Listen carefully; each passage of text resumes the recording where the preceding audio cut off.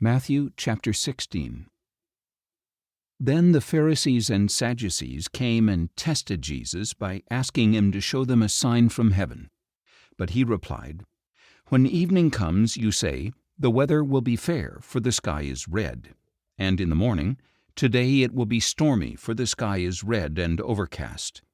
You know how to interpret the appearance of the sky, but not the signs of the times.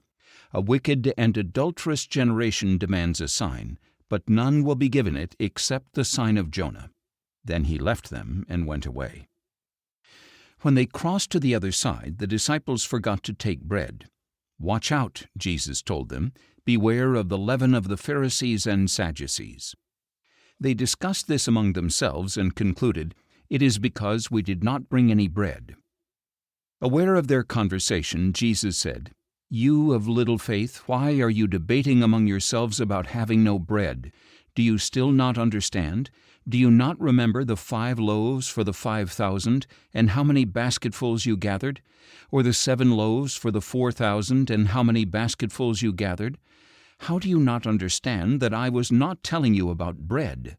But beware of the leaven of the Pharisees and Sadducees." Then they understood that he was not telling them to beware of the leaven used in bread, but of the teaching of the Pharisees and Sadducees. When Jesus came to the region of Caesarea Philippi, he questioned his disciples, "Who do people say the Son of Man is?" They replied, "Some say John the Baptist, others say Elijah, and still others Jeremiah or one of the prophets." "But what about you?" Jesus asked. "Who do you say I am?" Simon Peter answered, "You are the Christ, the Son of the living God." Jesus replied, "Blessed are you, Simon, son of Jonah, for this was not revealed to you by flesh and blood, but by my Father in heaven. And I tell you that you are Peter, and on this rock I will build my church, and the gates of Hades will not prevail against it. I will give you the keys of the kingdom of heaven. Whatever you bind on earth will be bound in heaven, and whatever you loose on earth will be loosed in heaven." Then he admonished the disciples not to tell anyone that he was the Christ. From that time on, Jesus began to show his disciples that he must go to Jerusalem and suffer many things at the hands of the elders, chief priests, and scribes, and that he must be killed and on the 3rd day be raised to life. Peter took him aside and began to rebuke him. "Far be it from you, Lord," he said. "This shall never happen to you." But Jesus turned and said to Peter, "Get behind me, Satan. You are a stumbling block to me, for you do not have in mind the things of God, but the things of men."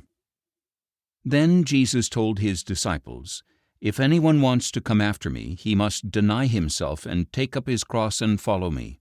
For whoever wants to save his life will lose it, but whoever loses his life for my sake will find it. What will it profit a man if he gains the whole world, yet forfeits his soul? Or what can a man give in exchange for his soul? For the Son of Man will come in his Father's glory with his angels, and then he will repay each one according to what he has done. Truly I tell you, some who are standing here will not taste death before they see the Son of Man coming in his kingdom."